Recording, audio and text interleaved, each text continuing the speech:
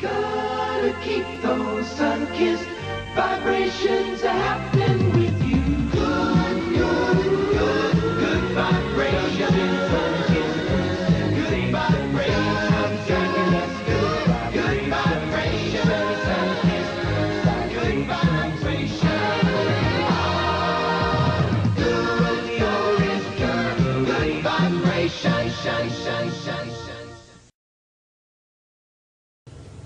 I've been a liar, a cheat, a thief, and no stranger to addiction in my life. I was a drug addict for over 10 years, which led to 7 major lung operations. But I never thought harm was fun as a kid, like looking at Playboy, Penthouse, and Hustler was going to lead my adult life into a secretive, deceitful, lust-filled sex addiction.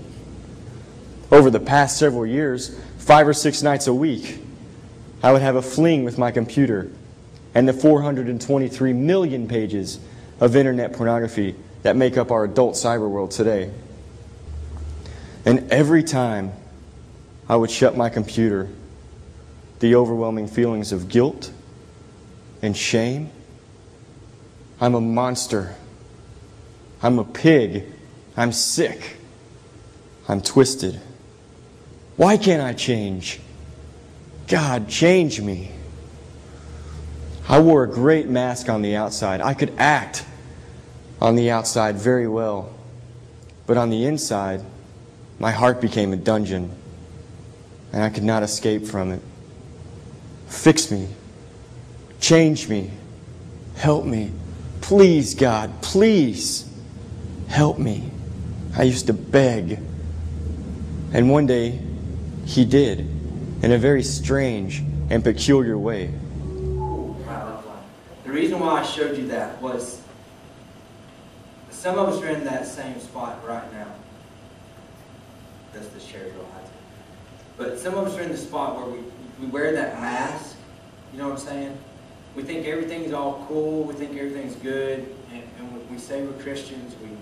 We've lived in a Christian home, or we've had Christian morals taught to us our entire life, or we know about it. We may not have been taught our whole life, but we know about it. So we claim to be Christians, but we wear that mask. We go in private. See, there's something that has always been said that is very true.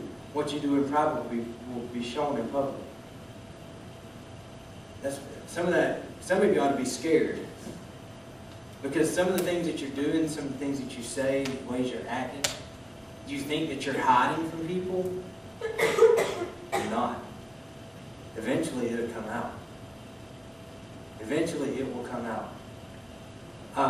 Something the guy was talking about goes back the whole Sinkist idea and the whole talking about sin. Last time we talked about what sin was, and it was, how we're affected by sin.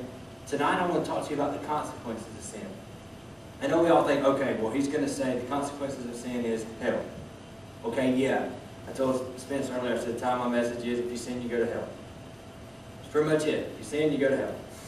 All right? There you go. But I want to go deeper into, that's not the only consequence of sin. See, you have to live these consequences. I was watching a show last night. My wife loves One Tree Hill.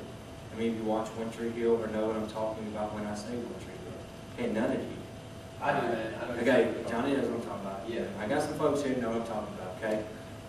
My wife's obsessed with the show. We have every season on DVD. We watched them all over again.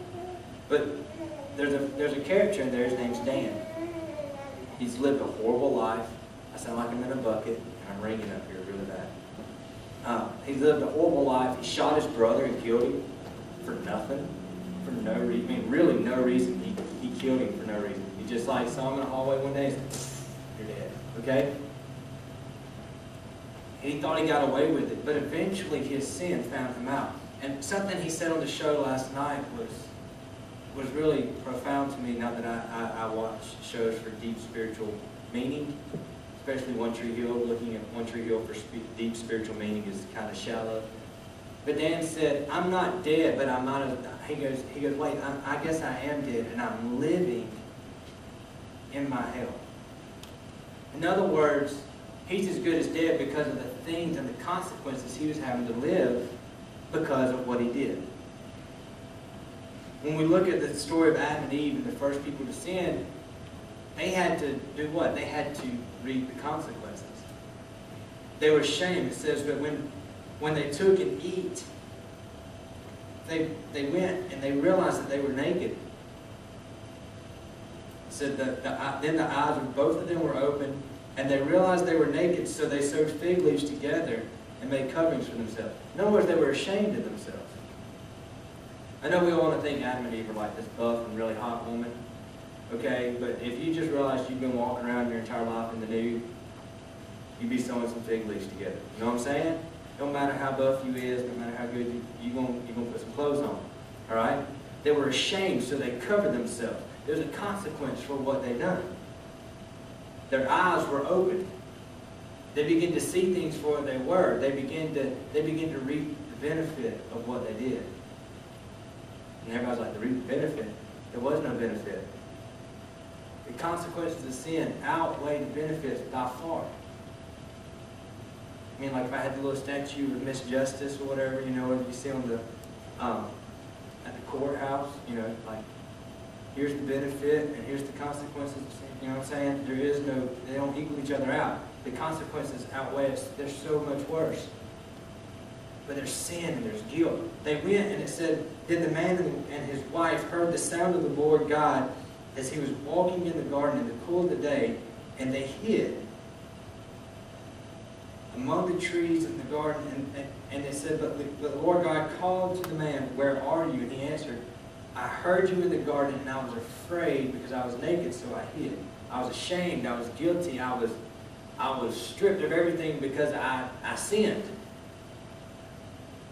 The guy on the video we just watched talked about shutting off his computer and walking out of the room in shame and guilt. See, the reason why we talk about things like this, and you're like, why are we talking about this? Why are we even covering this? It's because life lived afraid of every turn, and life lived ashamed of who you are is not worth living. The consequences of what you do so far outweigh the benefits of living for God and doing what is right. I tried to find a video of somebody that had sort of, because a lot of us have grown up in church, so we understand what it's like. And I couldn't find one, and y'all have heard my testimony before. I was in Bible college and living in the worst sin that I'd ever lived in. Matter of fact, I was at the same Bible college that Johnny went to. And was in the worst sin of my life. You want to know why? Because I was supposedly in the presence of God every day, but I didn't appreciate it. I didn't realize what I had. I didn't realize the benefits of God. Because you know what? I just understood the motions of what church was. I understood that I had to live a certain way or act a certain way in front of certain people. I had to put on a facade. I had to put on a mask. I'm going to tell you, I was great at putting on a mask. Oh, great. If I wanted to still do it, I bet I could. I mean, I had it down to an art. I knew how loud I could speak to someone one way if somebody else was in the room. I mean, I knew how to get away with it. I could do and say whatever I wanted to and get away with it. I went to church, played on the worship team, did all this stuff. I was Bible club president, first priority president, led the prayer beside the flagpole every day at 7:15, come rain or shine. When I had several friends through high school get killed, and when those things happened, guess who they called to the office to help pray with the one? Because see, we could pray in school then. We weren't supposed to, but we still did it. They called me to the office, hey, this is going on in so-and-so's life, you know, can you help us with the situation and pray with them?